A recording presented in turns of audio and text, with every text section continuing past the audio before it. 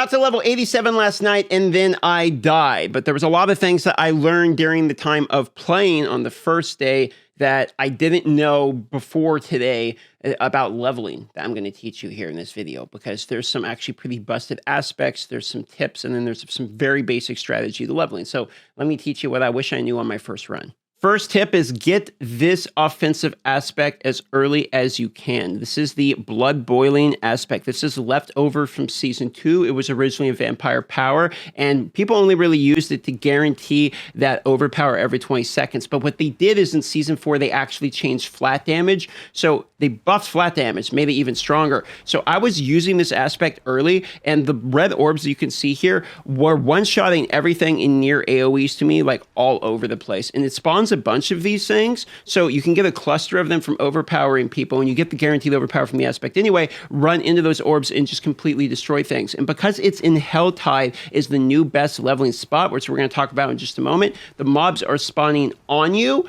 creating large amounts of density where the blood boils are already being summoned. So you can just constantly be picking them up, overpowering other enemies when it's ready, picking them up again. And if you have a build, for instance, like Pulverized Druid or something that has overpowers sort of pseudo built into the kit anyway, this makes it have even more synergy. This carried me in terms of destroying elites and mobs and everything all the way into like later into World Tier 3. And at that point, it fell off in favor of like some other multiplicative type of aspects. But early on, this aspect is absolutely insane in terms of damage output. Okay, so let's say you make a new character. The very first thing you want to do is go to the Helltides and literally just farm the Helltides from the start of the game. This is multiple reasons for this, but one of them is the Accursed Ritual is very efficient. You can go to this area, and when you use the Wrathful Hearts, which are these things that you're going to get from killing the more elite creatures in the Helltide, when you're doing this and you summon the Blood Maiden boss, it's going to ping the map and tell everybody that, hey, there is a ritual going on, which is going to summon all the other players towards you. Why there's other players near you, you actually end up getting bonus experience at the same time because there's players near you in the overworld. On top of that, this summons an absolute ton of minions, which will increase your threat level. The threat level itself summons additional minions as well, and this also happens for every player that's around there. So it's this circle jerk of like, it pings players to come, they all come to help you. You get more experience because there's more players, but they also are themselves summoning more minions because minions would just summon around you just because you're within the Helltide and you have a threat level as well, which then everyone can kill those minions and get even more experience. And then you're getting good loot from killing the boss literally anyway, and you're going to get a ton of cinders. Now, the cinders are much more common now within the Helltide. And then you can use the cinders to open the chests, which themselves have been buffed as of last season to give even more experience. So not only are you getting good experience in a group surrounded by a ton of people, but you're getting good experience from opening the chest from the rewards you get just from getting that good experience. So it's really, really efficient. On top of it, killing minions in the Helltide can drop you these consumable elixir potions that give you more experience than the other elixirs. Normally, elixirs give you 5% bonus experience, but there's yellow ones that drop that give you a cool, like holy boat bonus that will shoot a bunch of boats out, and like the artillery shrine, for instance, and that actually gives you 6% bonus experience. So not only all the other bonuses, but the elixirs that drop in the Helltime literally give you more experience than even the standard elixirs. So for that reason, the Helltide is ridiculously efficient to level in.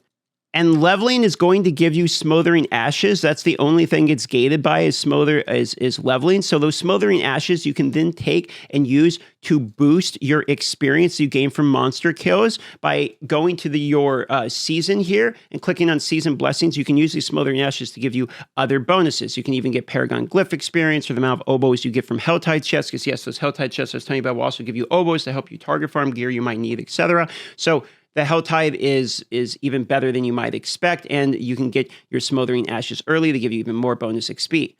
Also, do not forget to go craft incense at the Alchemist. Go here, the incense will unlock. I think it's like level 20 will unlock for instance. And then you can craft these, which give you stackable bonus experience on top of the elixirs you're already getting from the Helltide. So you're going to want to do that for sure. That will give you even more XP. Okay, so you're going to do Helltides until you can do the World Tier 3 Capstone. You can do this pretty early. The Capstone bosses are like a joke now in this season. They're way easier than they were before. I was able to do the Capstone dungeon dungeon like 10 levels under or even lower. I might have even done it lower, but you can go into World Tier 3, let's just say at 40 to be safe. I went into World Tier 4 at 55 on hardcore, was no problem. So you can actually just get to the higher tiers as fast as possible because you'll get more bonus XP for it anyway, as the higher tiers give you more experience. And then if you can get to World Tier 3 as fast as possible, it gives you the opportunity to get all the uniques to drop, because in World Tier 3 now, all of the uniques drop instead of having to wait to World Tier 4. So you kind of want to hurry to World Tier 3.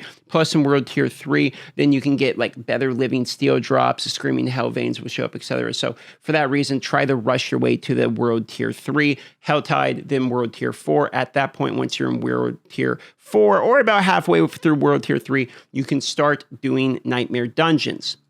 You want to start doing Nightmare Dungeons before level 100 because you still have to level your Paragon Glyph experience, and that still does come from Nightmare Dungeons. So even though the Helltides are like uber duper fast experience, the Nightmare Dungeons seem as fast, if not even slightly faster if you're blasting through them, but you also get that Paragon Glyph experience, which you're going to be needing literally anyway, so it's going to save you some time on the back end to farm through your Nightmare Dungeons. You also need to unlock the pit by clearing a Nightmare Dungeon Tier 46, which is basically the equivalent of a level 100 monster dungeon. So for that reason, clearing through these Nightmare Dungeons is going to be important literally anyway, because the rifts, or the greater rifts, or the pit basically, are what are required in order to do your Master Working. Master Working is very strong. You do get greater affixes at a pretty decent rate. So by the time that you're able to actually go into the pit and farm the pit, you're going to probably have some items that are 925 with greater affixes that you're going to want to masterwork, as 925s drop guaranteed at level 95 plus monsters. So you'll already have some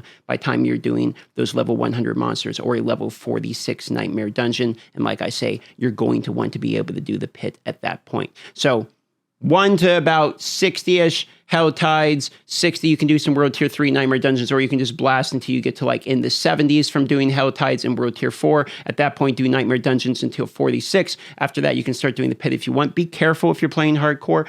Some of these bosses can still slap. As you saw earlier in the beginning of this video, I actually died to a wombo combo of Blood Boyo plus the Blood Bishop using his multi-hits.